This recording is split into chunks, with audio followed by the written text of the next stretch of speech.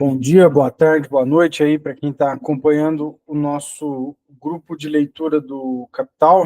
Estamos hoje fazendo o 37º encontro, lendo o livro 3 do Capital, e mais especificamente estamos no capítulo 16, vamos terminar essa leitura desse capítulo 16 no encontro de hoje, e vamos começar aqui na página 349 do PDF da edição da Boitempo. Então, vou começar aqui a leitura. A rotação do capital comercial não é idêntica à rotação ou a uma única reprodução de um capital industrial da mesma grandeza, mas é, antes, igual à soma das rotações de uma série de capitais desse tipo, seja na mesma esfera da produção, seja em esfera de produção distintas. Quanto mais rápida for a rotação do capital comercial, menor será a parte do capital monetário total que figura como capital comercial. E quanto mais lenta for essa rotação, maior será tal parte. Quanto menos desenvolvida estiver a produção, maior será a soma do capital comercial em relação à soma de todas as mercadorias lançadas na circulação. Porém, menor ela será em termos absolutos ou se comparada com um nível de produção mais alto. E vice-versa, quando se invertem os termos do problema. Por isso, num modo de produção pouco desenvolvido, a maior parte do capital monetário propriamente dito se encontra nas mãos dos comerciantes, cujo patrimônio constitui, em face dos outros, a riqueza em dinheiro. A velocidade de circulação do capital monetário desembolsado pelo comerciante depende, 2 pontos. 1. Da velocidade com que se renova o processo de produção e com que os diversos processos de produção se entrelaçam. 2. Da velocidade do consumo. Só uma pausa aqui, porque a velocidade da circulação do capital monetário desembolsado pelo comerciante vai depender da velocidade com que se renova o processo de produção, isso das mercadorias que ele vai vender, né? Eu estou entendendo nesses termos, né? Porque ele não tem processo de produção. Então, é o processo de produção das mercadorias que ele vai vender. Ou da velocidade do consumo dessas mercadorias. De certo modo, é meio... parece meio redundante, assim. Fiquei com essa sensação. Mas, enfim. Acho que não, né? Acho que não, porque consumo aqui pode ser consumo privado, consumo produtivo, então não necessariamente é uma identidade com o processo de produção, né?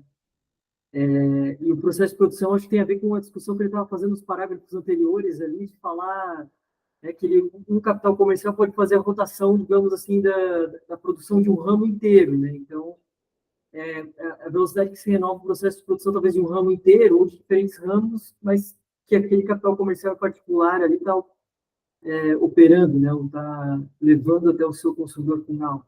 Mas acho que não necessariamente as duas coisas são uma identidade. Não, entendi. Boto fé.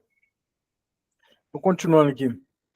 Não é necessário que o capital comercial percorra meramente a rotação considerada, a de comprar mercadorias por todo o montante de seu valor para depois vendê-las. Pelo contrário, o comerciante realiza ambos os movimentos ao mesmo tempo. Seu capital se divide, então, em 2 partes. Uma delas consiste em capital mercadoria e a outra em capital monetário. Num caso, ele compra e assim converte seu dinheiro em mercadorias. No outro, ele vende e assim transforma outra parte do capital mercadoria em dinheiro. De um lado, seu capital reflui para ele como capital monetário. De outro, aflui para ele como capital mercadoria. Quanto maior é a parte que existe sob uma forma, menor é a parte que existe sob a outra. Elas se alternam e se compensam. Se com o emprego do dinheiro como meio de circulação se combina o seu emprego como meio de pagamento e o sistema de crédito que nele se baseia, diminui ainda mais a parte de capital monetário do capital comercial em proporção à grandeza das transações que esse capital comercial realiza. Se compro vinho por 1.000 unidades monetárias, com prazo de pagamento de 3 meses, e o vendo à vista antes de expirado esse prazo, então não preciso adiantar nem um centavo para essa transação.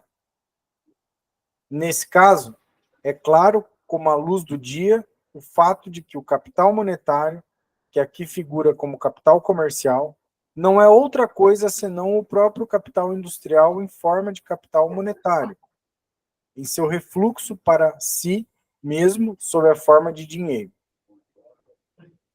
Abre parênteses.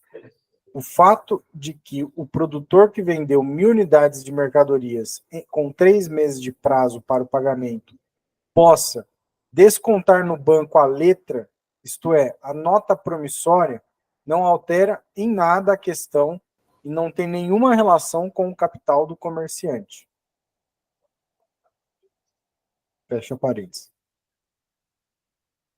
Se nesse ínterim os preços de mercado da mercadoria caíssem em 1/10, o comerciante não só não obteria lucro nenhum, como receberia 2.700 unidades monetárias e não 3.000 unidades monetárias.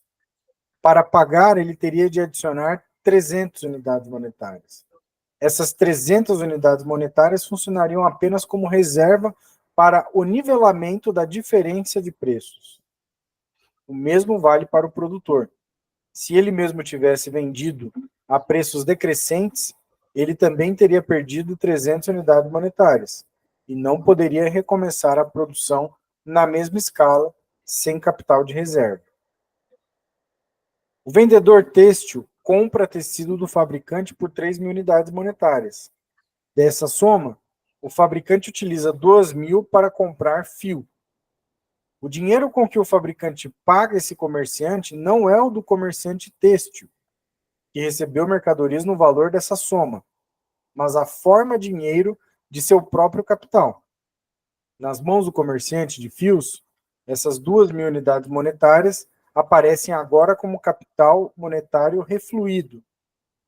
Mas até que ponto elas o são, como distintas dessas 2.000 unidades monetárias, isto é, como a forma dinheiro que o tecido abandonou e a forma dinheiro que o fio adotou?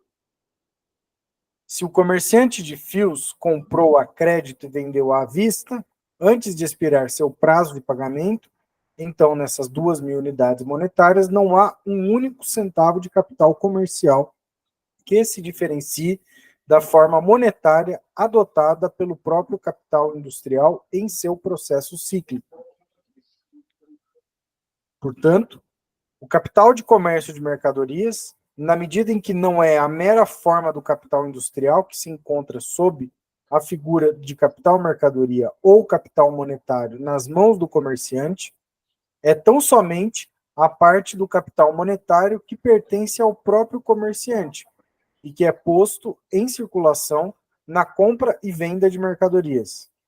Essa parte representa, em escala reduzida, aquela parcela do capital desembolsada para a produção, a qual se encontra sempre nas mãos do industrial como reserva monetária, meio de compra, e há de circular sempre como seu capital monetário. Essa parte se encontra agora reduzida nas mãos de capitalistas comerciais e funciona constantemente como tal no processo de circulação.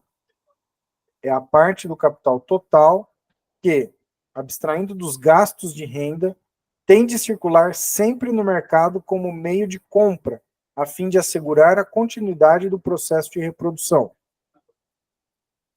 Ela é tanto menor em relação ao capital total, quanto mais veloz é o processo de reprodução e quanto mais desenvolvida se encontra a função do dinheiro como meio de pagamento, isto é, quanto mais desenvolvido esteja o sistema de crédito.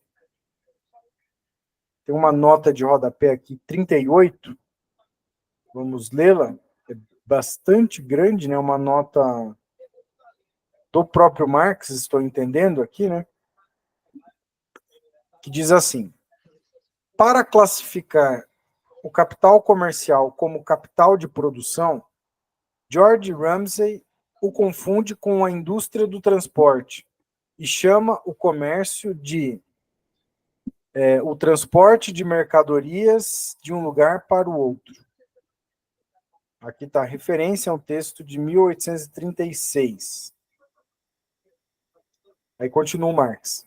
A mesma confusão já se encontra em Pietro Verri, texto de 1804, e Jean-Baptiste Say, texto de 1803.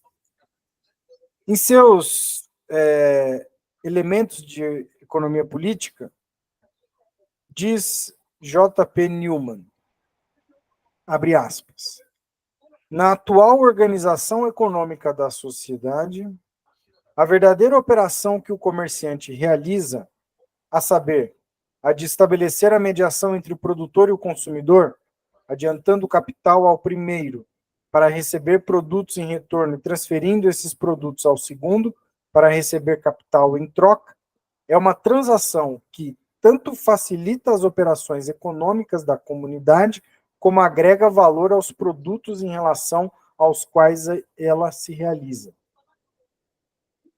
Continua o Marx, fecha aspas, continua o Marx. Produtor e consumidor poupam, assim, dinheiro e tempo mediante a interposição do comerciante. Esse serviço exige que se adiante capital e trabalho e tenha de ser recompensado. Continua a citação, abre aspas, porquanto agrega valor aos produtos, já que os mesmos produtos valem mais nas mãos do consumidor do que nas mãos do produtor. Fecha aspas. Aí continua o Marx. Por isso, para ele o comércio, para ele aqui é o Newman, né? Por isso, para ele, o comércio aparece exatamente como para o senhor Sé, como estritamente um ato de produção. Esse critério de Newman é radicalmente falso. O valor de uso de uma mercadoria é maior nas mãos do consumidor do que nas mãos do produtor, simplesmente porque é naquelas que ele se realiza, pois o valor de uso de uma mercadoria só se realiza, só entra em funcionamento enquanto a mercadoria não entra na esfera do consumo. Nas mãos do produtor, ele só existe de forma potencial. Uma mercadoria não é paga duas vezes, primeiro em seu valor de troca e depois em seu valor de uso. Quando pago o seu valor de troca, aproprio-me de seu valor de uso. E o valor de troca não obtém o mínimo incremento pelo fato de que a mercadoria passa das mãos do produtor ou do intermediário às mãos do consumidor. Terminou aqui a citação, né? Vamos voltando. O capital comercial não é senão aquele que atua dentro da esfera da circulação. O processo de circulação constitui uma fase do processo global da reprodução. Mas no processo da circulação não se produz nenhum valor, por conseguinte, tampouco mais valor. Nele ocorrem apenas alterações de forma da mesma massa de valor. Com efeito, nele não ocorre mais do que a metamorfose das mercadorias, que, como tal, não guarda qualquer relação com a criação ou modificação de valor. Se na venda da mercadoria produzida se realiza um mais-valor, é porque esse mais-valor já existia nessa mercadoria. O segundo ato, portanto, em que se volta a intercambiar o capital monetário por mercadoria, entre parênteses, elementos de produção, tampouco o comprador realiza um mais-valor. Esse ato não faz mais do que iniciar a produção de mais-valor mediante o intercâmbio de dinheiro por meios de produção e força de trabalho.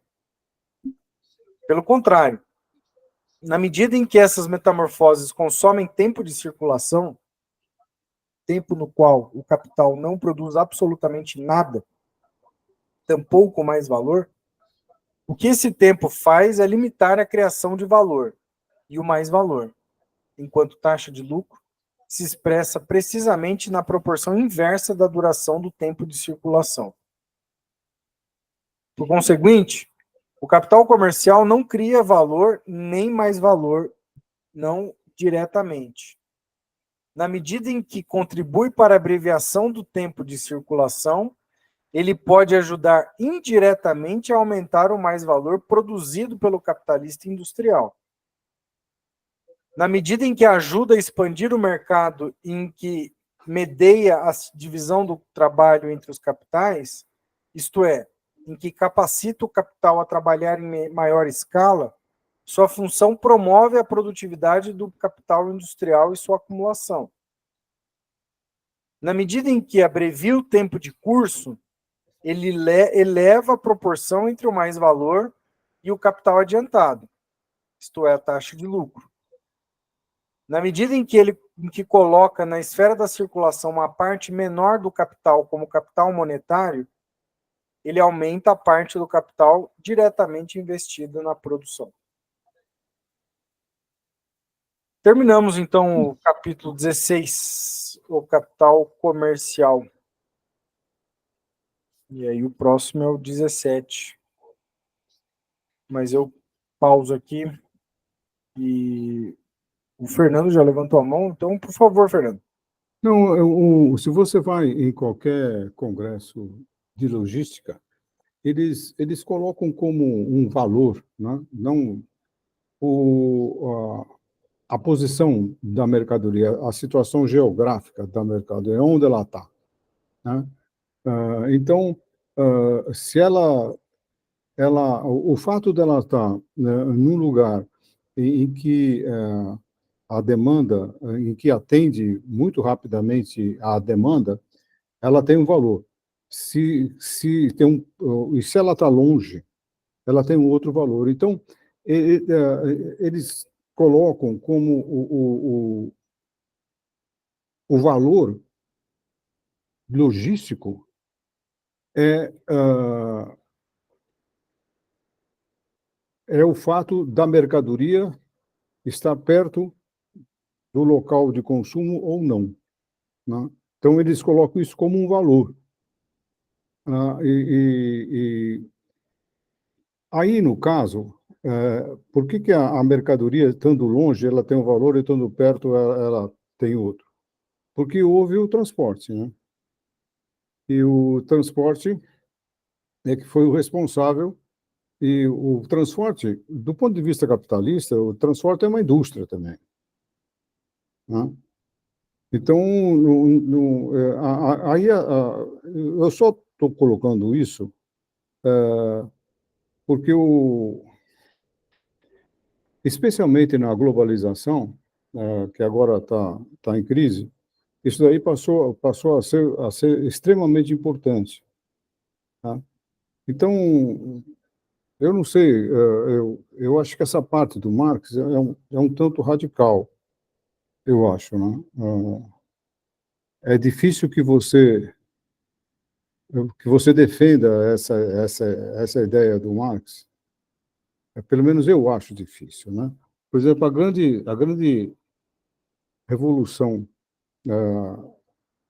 de 10 anos para cá foi o fato de você ter a mercadoria na sua mão praticamente no mesmo dia ou no dia seguinte.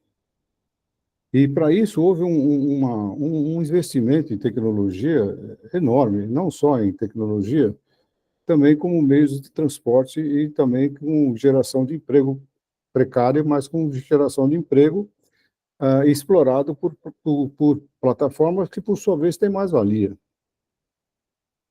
Tá? Quer dizer, você não vai dizer que o Uber não tem mais-valia, né? Não explora o trabalho do motorista. Então, esse texto tem que ser olhado com um pouco de cuidado, tá?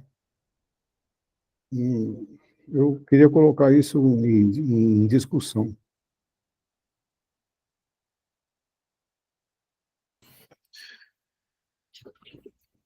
Eu acho que tem uma questão aí, que existe uma certa zona, uma questão conceitual e uma questão, vamos dizer assim, da prática, né? Eu, em vários momentos aí, desde do livro 1, o Marx, ele coloca que o transporte de mercadoria, ele é uma atividade que agrega valor, né? Então, eu estou fazendo um movimento físico de levar a mercadoria do ponto A para o ponto B, eu tenho que ter, é uma indústria, né? Eu tenho que ter um caminhão, um navio, um avião, ter um condutor, ter um piloto, ter um etc. Então, essa atividade, ela gera valor. Assim como, ao mesmo tempo, que o capital, e isso acho que está lá eu não lembro se é no livro 1 ou no livro 2, que ele fala da questão dos transportes, como toda a infraestrutura física de armazenagem também conserva o valor das mercadorias, né? Então, existe vamos dizer assim, a parte da conservação como um custo, a questão do transporte como uma, uma a atividade que efetivamente agrega valor, né? Então, Marx gasta um tempo para ter essa divisão muito clara, né? Porque para ele é muito importante definir exatamente as atividades que agregam valor e não agregam valor. No caso do capital comercial, como eu entendo, é o seguinte: imagina que o produtor ele fez lá o carro e ele colocou no pátio da montadora dele, exemplo, um carro. Chegou um concessionário e comprou aqueles 1.000 carros, mas não tirou do pátio e vendeu para um terceiro a um preço maior. E daí o cliente foi até o pátio e retirou o carro sozinho, ou seja, não teve o capital comercial fez apenas uma intermediação, né? Ele não gerou valor, porém ele se apropriou de uma parte da mais-valia, né? Então eu entendo essa diferença conceitual. E daí, onde que está o papel do capital comercial? É justamente acelerar esses processos de troca, a criação do sistema de crédito, enfim. Esse é o papel do capital comercial e a sua respectiva posição na divisão do trabalho capitalista. Agora, eu acho que na vida real você não consegue separar todas as etapas do transporte, da movimentação, vamos dizer assim, o estritamente comercial, porque qualquer comerciante ele vai ter que ter um centro de distribuição, uma loja, trabalhadores, vai ter que ter um capital, né? Então, conceitualmente, nenhum desses negócios é puro. O único que seria puro é um cara que está ali, por exemplo, no mercado financeiro, operando, faz essas operações de venda e compra de petróleo futuro, né? Porque o cara aí é puramente comercial ou especulativo. Mas na prática, efetivamente, uma empresa como a Amazon, ela não, ela agrega valor muitas vezes pela questão do transporte, da distribuição, etc. Então, bom, essa é a forma como eu entendo que isso está sendo tratado dentro da teoria marxista aqui. Por exemplo, você acha que o iFood tem uma renda que se podia dizer rentista, quer dizer, se apropria de parte do mais-valor gerado pelo produtor de hambúrguer, ou ele tem um rendimento, ele se apropria de parte do valor do transportador do hambúrguer até o consumidor final?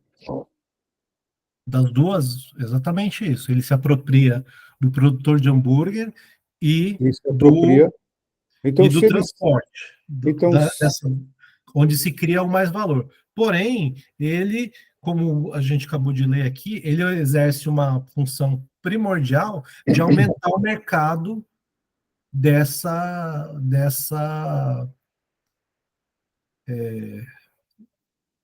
mercadoria. pois é, mas se ele se apropria do valor do menino da bicicleta que vai entregar o hambúrguer, então ele está gerando valor. Né? O tanto é que ele se apropriou. Né? Bom, aí eu acho que ele está só. É E complexo, né? se você Mas não. Se você, por que eu acho essa discussão importante? Porque por causa do aumento dos serviços em detrimento da participação da indústria. Quer dizer, cada vez mais os serviços aumentam e diminui o chamado emprego industrial. Então, se você não tiver uma boa explicação dos serviços de maneira geral, por exemplo, eu estava vendo uma palestra agora, na Itália, até a central sindical colocou uma extensão no nome que é dos trabalhadores precários, sabe?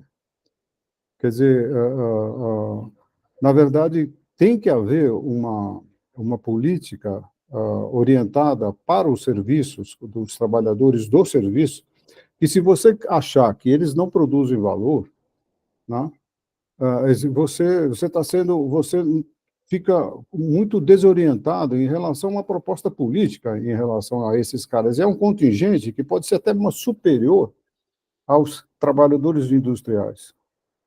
Então, essa discussão é muito importante do ponto de vista teórico, porque a realidade está mostrando que o número de trabalhadores nos serviços é enorme, e você tem que ter uma política para eles. Né?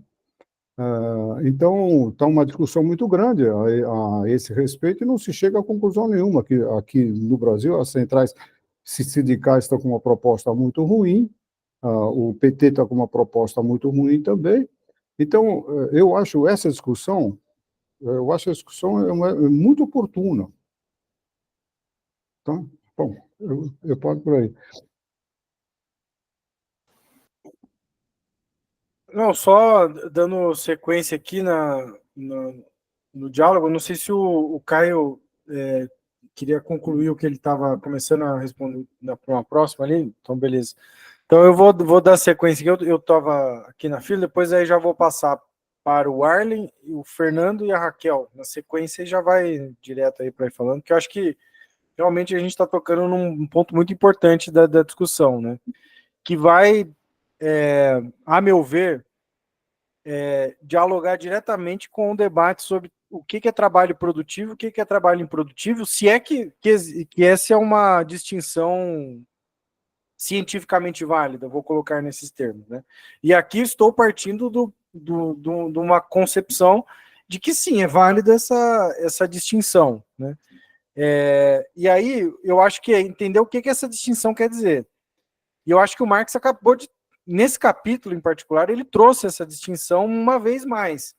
Acho que o Caio comentou no livro 2, ele já discute o que seria o capital comercial como sendo uma extensão da produção, e ele vai especificamente nomear o transporte e armazenagem nesses termos como funcionando como se fosse uma extensão da produção.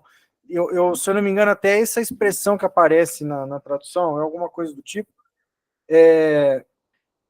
Mas aí então, quer dizer que são criadores de mais-valia, né? Se são extensão da produção, e aí contribui de que modo? Ora, o transporte tem que pelo menos manter a mercadoria com o que ela vale, né? Com o que ela saiu da fábrica, porque senão como é que você vai vender ela? Se pegar uma indústria automobilística, vai vender um carro produziu o carro em São Bernardo do Campo, vai vender o carro, eu estou aqui em Uberlândia, vai vender o carro aqui em Uberlândia, vai pegar em Anguera e vai vir chegar até Uberlândia. Na cegonheira, tem que ficar aqueles carros intactos. Se tiver arranhado, amassado, qualquer coisa usado, com quilometragem, já não vale o quanto que vai revender na concessionária. Então, esse ato de conservar o valor já criado e deslocá-lo no espaço, parece que tem uma extensão da própria produção. O Marx vai dizer isso. Agora, eu acho que tem uma diferença, um passo, que é perceber essa natureza produtiva do capital comercial, no sentido de que minimamente o valor tem que se conservar para ser realizado. Agora, outra coisa é falar que o capital comercial cria mais valia a nível da totalidade. Porque eu acho que tem essa outra distinção, que é a parte e o todo, que eu acho que a gente não pode entrar nessa discussão sem considerar isso no Marx. E aí, Fernando, eu sinceramente acho que a categoria serviços, para a gente entender em termos marxistas, eu não sei se é a mais adequada. Eu entendo o que você está querendo dizer, acho que realmente, mas o que a gente está vendo, na verdade, em termos marxistas, me parece muito mais uma passagem do salário por tempo, lá do capítulo 18 do livro 1, para o salário por peça, do capítulo 19 do livro 1. Que é algo que o Marx já previa, inclusive já relatava. Acho que a gente está vendo isso. Essa mudança ela traz uma série de consequências, mas a distinção entre trabalho produtivo e improdutivo, eu acho que ela continua sendo importante, continua sendo relevante para a gente conseguir entender, inclusive, a natureza das crises, porque se não, eu confesso para você que como é que então que a gente vai explicar a crise? Se tudo produz valor, o comércio, o serviço, a indústria, pegar essas categorias das contas nacionais, se tudo produz valor, então por que tem crise? Como é que vai explicar a crise se tudo produz valor? Eu realmente tenho dificuldade. Então, eu acho que tentar falar em serviço, eu acho que às vezes pode ofuscar um pouco esse entendimento.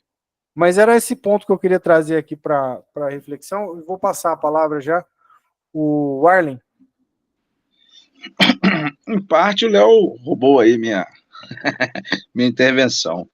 Eu ia discutir justamente a partir dessas duas categorias, trabalho produtivo e trabalho improdutivo. Lembrando que, para o Marx, trabalho produtivo não é só o trabalho que transforma, que produz produtos, né?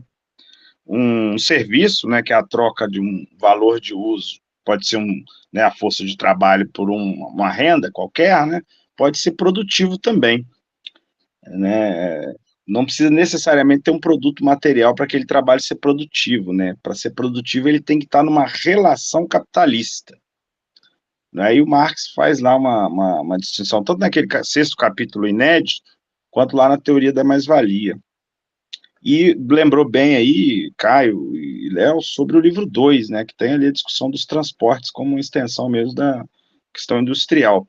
Mas tem uma discussão legal que o Swayze faz nessa discussão de capital, de trabalho produtivo e improdutivo, que ele fala o seguinte, ó, existem trabalhos que são produtivos. Ele dá um exemplo, por exemplo, a indústria da arma, a indústria da propaganda, elas são produtivas, do ponto de vista da relação capitalista que elas estabelecem.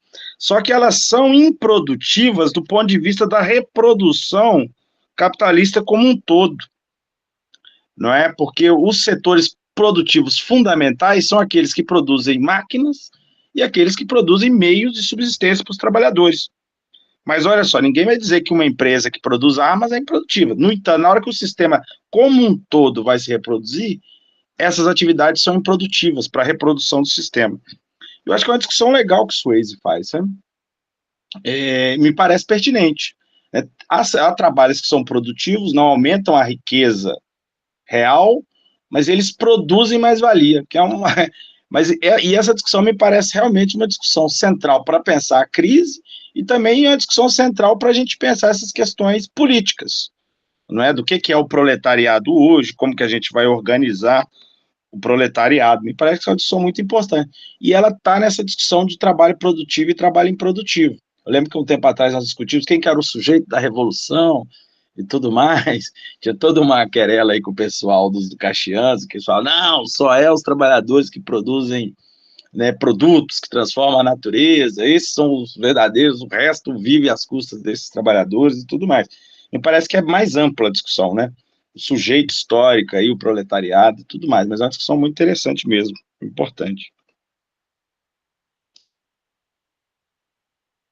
Bom, eu penso o seguinte, que muitas vezes, não sei se é a situação do Fernando ali, só que muitas vezes quando se fala em trabalho improdutivo, muitas pessoas às vezes se confundem achando que é um trabalho que é desqualificado no ramo social do capitalismo, né? E não, né? Por exemplo, a atendente de um caixa de supermercado, óbvio que ela produz um valor, mas não o valor lá do Marx, né? Ela produz, sei lá, um valor de uso social para a sociedade, né? Porque sem ela, por exemplo, não vai ter a pessoa lá que vai trabalhar no caixa, né? Sem o vendedor de carro, não vai ter ninguém que venda o carro, digamos assim, né? Mas, por exemplo, o vendedor de carro, essas pessoas que participam do setor de serviço, né? Eles não produzem valor no sentido da criação do valor, né? Eles, na minha opinião, eles se apropriam de uma alíquota do valor, né? Eu concordo com o que foi dito ali, com o que o Leonardo falou ali, do transporte ser essa extensão, né, da indústria, né? E no meu ver, o trabalho produtivo que produz o valor e o mais valor, né, essa reprodução, é o trabalho da indústria, né? Então é o trabalho que participa todo aquele trabalho que produz o carro, que produz as coisas da subsistência. Agora essa questão do plano político, né? Mas então dessa maneira, há perigo de desqualificar o setor de serviços como sujeito da revolução? Eu acredito que não. Eu acredito que não, porque a gente não está querendo colocar aqui uma hierarquia de quem são os mais importantes, né? Então acho que tem essa questão também, né? Porque a gente só está falando que, olha só, lá na indústria lá existe a questão da mais-valia. E vocês aí do serviço, sei lá, o garçom que vai vender o hambúrguer, digamos assim, ele vai se apropriar de uma alíquota dessa mais-valia, por exemplo, né? Então eu acho que não tem essa questão, né? A questão do plano político e do plano científico, né? Então acho que são duas pontas diferentes, digamos assim, né?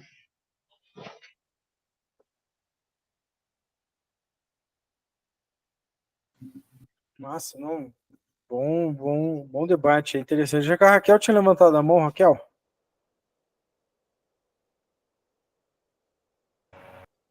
Eu acho que fica muito repetitivo ficar falando mais aqui, assim. Na verdade, eu ia falar uma coisa muito específica, assim, só que eu acho que existe. A gente pode, por exemplo, calcular uma taxa de exploração para o trabalhador que trabalha no âmbito do capital comercial. Por exemplo, o empregador. A gente pode calcular uma taxa de exploração. O que é essa taxa de exploração? É a mais-valia apropriada por aquele capital comercial em relação com os salários pagos por aquele capital. Mas esse trabalhador não produz mais-valia. E isso deveria fazer a gente pensar o que é exploração, o que é a exploração de um trabalhador que não produz mais-valia, mas que tem uma taxa de exploração, porque aquele capital está se apropriando de uma massa de mais-valia em relação a um dado salário que ele paga, porque aquela atividade tem que ser cumprida para que aquele capital se aproprie de uma taxa média de lucro, que é o que a gente vai ver no próximo capítulo. Então, eu acho que isso deveria, na verdade, nos colocar a pergunta do que é a exploração desse trabalhador em particular. Em geral, ela vai vir por achatamento de salário, por exemplo, que eu acho que a estratégia de exploração do trabalhador do capital industrial é diferente, por exemplo. Então, eu acho que eu vejo o problema que o Marx está colocando aqui menos como aquilo que o Fernando estava colocando ali, que muitos teóricos acham que é o fundamento do processo de desindustrialização, inclusive, né? Essa transição do emprego da indústria cada vez mais para o serviço e tudo mais. Eu acho que, na verdade, o que essa transição, grosso modo, está mostrando é outra coisa, assim. Ela está mostrando, talvez, outras formas de exploração que deveriam fazer a gente se atentar. Não é à toa que os trabalhadores do capital industrial ainda têm os sindicatos, por mais problemáticos que sejam. Não estou defendendo aqui, tem muito problema também. Mas, e qual é a forma de resistência dos trabalhadores do capital comercial? Conseguem, né? Então, acho que é isso que a gente deveria se atentar, na verdade.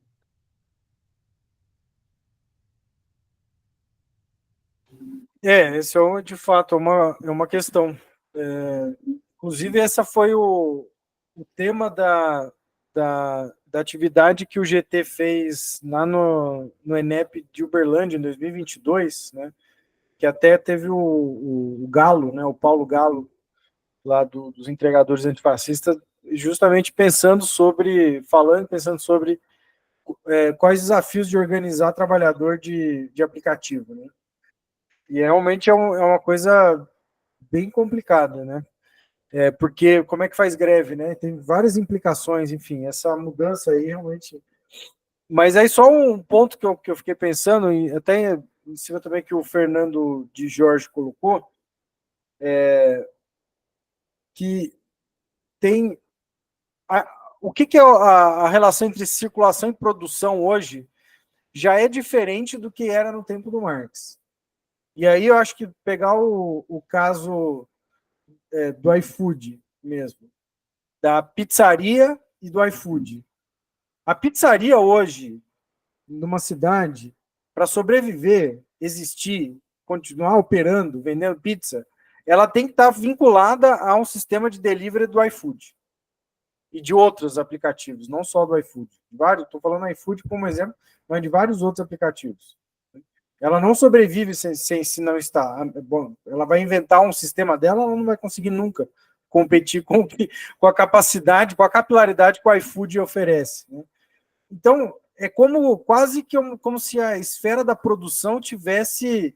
Ela tomou o espaço da cidade como um todo, né?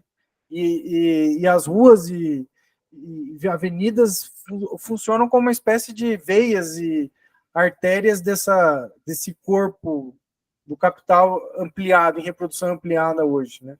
Às vezes eu tenho um pouco essa sensação. Só que não é a mesma coisa, né? Que nem a Raquel falou, coisa do sindicato, né? Já é diferente. Enfim, eu acho que realmente vivemos certos impasses teóricos e práticos. Deixa eu ver quem que levantou a mão aqui. O Caio. Vai lá, Caio, vai lá. Então, o Fernando colocou aqui algumas questões no chat, né? Tem no sentido de obrigação. Acho que ele está falando de tem que estar no iFood. Acho que sim. Então, posso falar? Claro, claro. Então, ali quando o Leonardo botou que tem que estar vinculado, eu acho que não no sentido de tem como uma obrigação dela estar vinculado, acredito que não. Aí me bota na cabeça, né? Por que algumas pizzarias preferem ficar vinculada ao iFood, né? A esse atravessador. Será que daí tem esse pensamento pequeno burguês? Que, olha só, o iFood vai estar me extorquindo aqui, mas eu não vou estar me incomodando com determinada coisa. Eu não sei. Até é interessante isso para se conversar com esses donos de pizzaria, de lanchonete que tem vínculo com o iFood, né? De conversar, né? Olha só, antes do iFood, quais eram as vantagens para você? Quais eram as desvantagens? O que melhorou depois que o iFood começou a ter iFood? Que é interessante de ver isso, né? Porque, por exemplo, existem algumas lanchonetes aqui onde eu moro no interior, assim, que não tem vínculo com o iFood ainda. Sabe? Então, deveria ver nessa questão. Não, só para dialogar, assim, eu acho que é um ponto muito específico. Talvez realmente não é uma coisa inevitável. Eu até acho que corrijo aí a expressão tem que, né? Talvez não é que tem que, talvez é uma coisa, vamos dizer assim, difícil de contornar, porque você tem uma capacidade de vender mercadoria, e hoje, se você olhar nos centros das cidades médias no Brasil, médias e grandes, tá fechando tudo, loja, tá fechando tudo, tá tudo quase migrando para esse negócio de e-commerce. Tá quase tudo indo para isso. Um monte de vendedor que prefere vender dedicar atenção para vender via Amazon, essas coisas. Então, um pouco nesse sentido. É claro que dá para produzir, não, dá para vender pizza e fazer sem o iFood. mas digamos que eu acho que é um esforço, vamos dizer, de militância que a pessoa já tem que ter a priori, que é difícil, né? Mas eu concordo que não é tem que, né? Mas é muito forte essa coisa. O Caio, acho que ia falar, na verdade, eu entrei na frente dele, foi mal. É uma provocação aí, acho que vem desde os comentários do Fernando de Jorge, e seu, Léo, sobre a questão da categoria serviço, né? E daí, para pensar, eu acho que a gente tem que pensar, vamos pensar em termos marxistas, no que eu acho que uma categoria que pode nos ajudar a pensar é a questão do consumo. Marx vai trazer dois tipos de consumo, né? O consumo produtivo, o consumo que é feito dentro da esfera da produção, e o consumo, vamos dizer assim, por si mesmo, que é do serviço. Então, dá dois exemplos aqui. Uma coisa é a cabeleireira. Ela presta um serviço para a classe trabalhadora, para um burguês, para uma pessoa, né? Então ela está vendendo a sua força de trabalho, o seu tempo, para ser explorada em troca daquele serviço. Ela pode ser uma empregada de um salão de cabeleireiro, ou pode ser ali uma trabalhadora precarizada. Eu acho que hoje em dia os salões de beleza de bairro não se enquadram nem num pequeno burguês, né? De tão precária que é a situação. Agora, imagina um assistente de contabilidade que ele pode estar dentro de uma grande empresa, ali fazendo lançamentos de dados de produção. Ele é um trabalhador de serviço, né? Ele não está gerando valor. Vamos supor que seja a fábrica de shampoo que a cabeleireira usa. Esse assistente de contabilidade, ele está trabalhando, mas ele não produz mais valor, né? Ele é um custo disso, o Marx também vai discutir isso lá no livro 2, né? A contabilidade é um custo necessário, ela tem um papel importante, né? E a gente, dentro da produção de mais valor, mas não gera mais valor. E agora imagina esse mesmo assistente de contabilidade dentro de um escritório de uma grande firma de contabilidade que presta serviço para essa grande indústria, né? Então, a contabilidade é um custo de produção dessa grande indústria. Não é um serviço que é feito para o consumo individual do trabalhador, mas ele é um consumo produtivo dentro da empresa. E o trabalhador, o assistente de contabilidade, ele está sendo explorado, né? Porque isso, vamos dizer assim, esse capital se autonomizou para se tornar uma empresa de contabilidade e se apropria aí do butim da geração de mais valor. Mas, assim como a contabilidade não é uma atividade produtiva dentro da empresa, ela também não é fora, né? Então, talvez essa questão, essas categorias de consumo e de circulação e produção, trabalho produtivo e improdutivo, elas nos ajudam a tentar entender a situação, mas é cada vez mais complexo, né? Mas o fato do assistente de contabilidade não ser um trabalhador produtivo, no sentido de geração de mais-valia, não o faz ser menos explorado, né? Então, fica aí a reflexão que eu estava passando na minha cabeça aqui. Vai lá, Orle. Isso. Não, assim, eu acho que aqui, no caso específico do capital comercial, esse capital ele é improdutivo. Ele não produz mais-valia, não produz capital. Agora, há serviços que são produtivos, produzem mais-valia e capital. Marx é muito enfático nisso lá na teoria da mais-valia, quando ele fala, olha, um professor que dá aula numa escola pública, ele não produz mais-valia. Ele é um trabalhador improdutivo. Agora, se eu tenho um D inicial, contrato um conjunto de trabalhadores, monto uma empresa de educação, e esses trabalhadores trocam o serviço deles, né, por um salário, e ao final desse processo eu tenho um D acrescido, esses trabalhadores são produtivos. Esses serviços produzem mais-valia. né? E eu fico, porque senão eu penso que a gente pode cair numa ideia de que tudo é transferência de valor do setor produtivo para os setores improdutivos.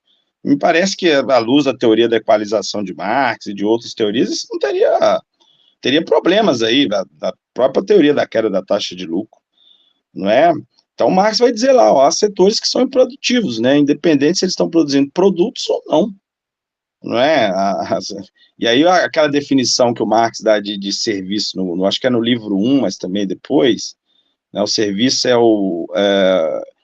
um efeito útil que você troca por uma renda, né? Pode ser uma mercadoria ou pode ser a própria, né, a força de trabalho, né, e tudo mais. Então, eu penso, né, agora aqui, se tratando do lucro comercial, né, que é uma discussão que eu acho uma das mais difíceis do capital, essa discussão aqui que a gente vai fazer, portanto, a gente deve começar ela na semana que vem, né, uma discussão polêmica, difícil. Não, aí não tem produção de valor nenhum, aí, né, atuando como intermediário, o setor está fazendo a mercadoria circular. Mas há serviços que eu tenho plena convicção que são produtivos, produzem mais valor, mais valia, aqueles trabalhadores são produtivos, não é? Um professor que trabalha na Anhanguera, né, aquele trabalho dele ali produz mais valor, não é? Que é uma diferença entre riqueza material e valor, né? Isso me parece que é uma diferença crucial ao longo dos 3 livros do Capital. Às vezes você aumenta a riqueza e diminui o valor, não é? Que é o que está na base, por exemplo, da discussão da crise. Isso. Então, mas aí você está comprando a ideia de, por exemplo, de que o conhecimento dessa questão do trabalho imaterial, né? O Arley. Não, Que não, eu não. Eu não, nem eu não. Trabalho material é outra coisa. Marx até ridiculariza a ideia de trabalho material lá quando ele está discutindo na teoria da mais-valia com o Tosh. na verdade, eu não li esse livro dessa teoria das mais-valias ainda. Então, nem vou dar continuidade a essa questão. Só que outra coisa que eu ia falar é que esse assunto do iFood, de tudo isso, faz pensar o quão difícil é, né? Porque pra gente, porque, por exemplo, uma vez quando o trabalho, o foco do trabalho era o trabalho fabril, que tinha CLT, né, o movimento sindical, o pessoal marxista, lutava, né? Aí, se for analisar hoje, para a gente ter o mínimo de decência aos trabalhadores, a gente é obrigado a falar assim, não, não, olha só, vamos mobilizar para modificar aqui a situação econômica do país e a gente ter trabalho CLT. Porque o capitalismo ele se avançou, né? Ele fez todo mundo sair do CLT e ir para o trabalho informal, digamos assim. Não sei se vocês estão entendendo o que eu quero dizer.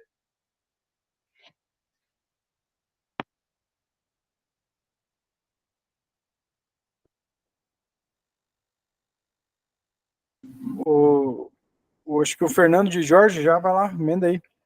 Não, aconteceu em São Paulo agora a privatização da Sabesp, né?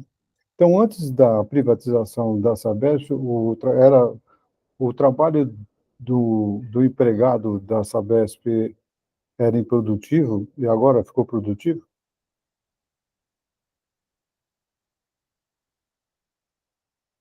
Essa é a pergunta. Como é que é? Não, repete aí, por favor. Não, a Sabesp foi privatizada, né? Então, vamos supor que ela fosse totalmente estatal, ela não era totalmente estatal, mas vamos supor que fosse. Então, antes, o empregado da Sabesp era um empregado de uma estatal, assim como existe um empregado do INSS, alguma coisa desse tipo. E agora ela foi privatizada, então o trabalho dele agora passou a ser produtivo. Não, já era produtivo antes. Tem lá no livro 2, tem uma citação do Marx falando de empresas públicas que são produtivas. No livro 2. Tá, eu vou até recuperar essa citação, mando lá depois. Lá no livro 2, não, tem empresas que são produtivas, são públicas, são do Estado, mas atuam como empresas capitalistas, são produtivas. A Petrobras, por exemplo, ela é uma empresa capital, ela é uma empresa produtiva. no sentido de produção de valor, mais valor, e ainda tem a renda ainda petroleira crescida, né? Mas é pública, mas é produtiva. Eu acho que até porque o serviço de distribuição de água e saneamento, ele toma a forma de mercadoria. Você paga a sua conta pelo seu serviço, né? A mercadoria tem lucro, né? A empresa tem lucro, etc. Atua com fins capitalistas, embora, né, com uma certa regulação ali. Mas eu acho que, por exemplo, o exemplo do professor, que não tem venda, né? A escola pública não tem venda de mercadoria, né? Quando começa a escola privada, tem venda de mercadoria. A aula virou uma mercadoria. Mas, assim, eu acho que os casos são complexos. Hoje em dia é muito difícil você estabelecer linhas muito claras, né? Qual a parte do iFood que é a parte do transporte? Qual a parte do iFood que é a parte meramente comercial, né? Eu acho que logo no meu primeiro comentário é que essas linhas elas não são muito claras. Olha, é tão complexo que o Ricardo Antunes, por exemplo, criticou muito a proposta do PT sobre os entregadores os trabalhadores de plataforma, né? Que eles chegaram até a inventar uma nova categoria fora da CLT, quer dizer, é uma coisa assim que está em uma discussão muito forte isso aí. Porque, como diz o Caio, esse negócio é muito complexo, é muito complexo. Agora, a formulação de políticas em relação a isso, que é o que mais me interessa, né? Você, você conceitua e formula políticas, né? De defesa do trabalhador, mas a conceituação tá muito complexa, tá muito complicada, então obstrui a formulação política, obstrui.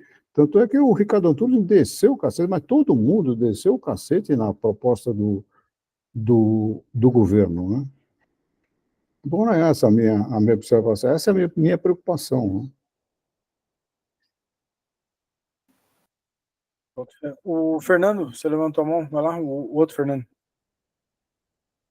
Pois é tão complexo que essa questão do ponto de vista científico, assim, toda discussão, todo debate vale a pena.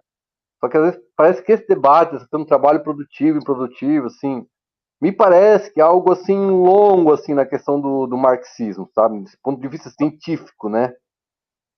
Então a galera parece que gasta tempo falando sobre isso, parece que não se chega a um denominador comum.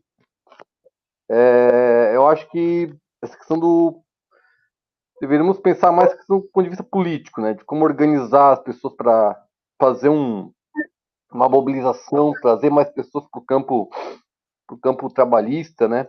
Pessoas que atuam nesse ramo, né? O que fazer é a grande questão, né?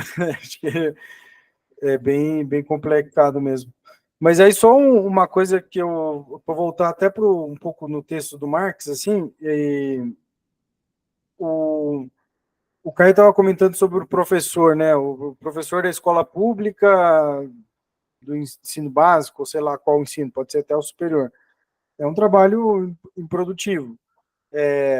Mas esse mesmo professor, se ele está contratado nessas faculdades aí, a Anhanguera, nessas faculdades privadas, qualquer privada que seja, aí esse trabalho dele já passa a estar regulado por um processo de produção de valor. É claro que isso no serviço público já está acontecendo bastante, no sentido de aumentar a intensificação de trabalho.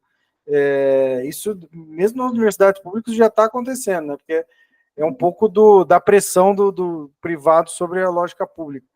Mas só queria chamar a atenção, acho que olhar para que tipo de reprodução, que tipo de relação social está se reproduzindo como critério, e aí talvez, dialogando com o que o Fernando colocou agora, da dificuldade de se chegar num certo denominador comum a respeito dessa discussão do trabalho produtivo e improdutivo, né?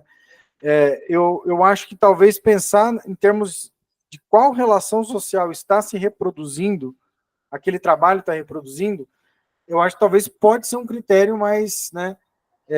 E aí, no caso de uma Sabesp, de uma Petrobras, me parece que é autoevidente a natureza produtiva dessas atividades. Mas de uma universidade pública, vamos dizer assim, uma universidade pública em que os seus professores e servidores são concursados, né? Eu acho que talvez, não sei, me parece que não tem uma natureza produtiva, embora a pressão é cada vez mais para que tenha, né? Enfim, eu acho que todo esse debate é um debate muito difícil, mas estava pensando aqui, talvez caminhar para essa reflexão de qual natureza de relação social está se reproduzindo pode ser um caminho, né? E o Arlen aqui puxou uma citação aqui do livro 2, né, que diz assim, abre aspas, o fato de que o capital social é igual à soma dos capitais individuais, inclusive dos capitais em ações e capital estatal, na medida em que os governos empregam trabalho assalariado, produtivo em minas, ferrovias, etc., e assim funcionam como capitalistas industriais. Fecha aspas, é a citação que o Arlen recuperou. Raquel, vai lá, Raquel. Então, só queria falar uma última coisinha aqui sobre esse PL dos aplicativos, né? Por que ele é ruim, né? Porque a gente teria que saber explicar por que exatamente é ruim que esse trabalho autônomo aí dos entregadores tenha uma forma de lei agora. E aí, por isso que eu acho que essa discussão anterior que a gente estava fazendo era importante, e eu estou de acordo com algo que o Caio falou também em algum momento, quando ele puxou também de novo essa conversa dos serviços, né? Eu insisto nisso, assim, existe taxa de exploração entre esses trabalhadores do capital mercantil, mas não existe produção de mais-valia.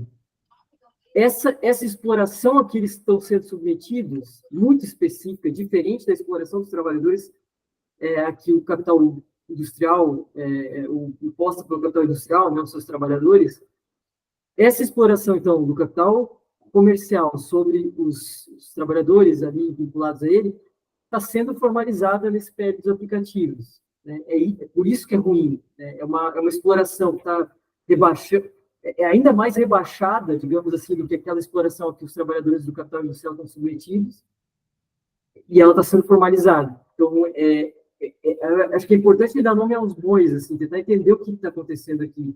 Eu só queria ressaltar que o trabalho da Ludmila Bílio, que já tinha mapeado isso em 2017 na reforma trabalhista, quando a reforma trabalhista já abria brecha para essas manicures, na verdade, serem reconhecidas como trabalhadores autônomos, e o que o Lula está fazendo agora é simplesmente expandindo o que a reforma trabalhista tinha começado. Então, eu acho que isso tem que ficar bem claro, assim, que não tem nada de bom, mano, essa proposta.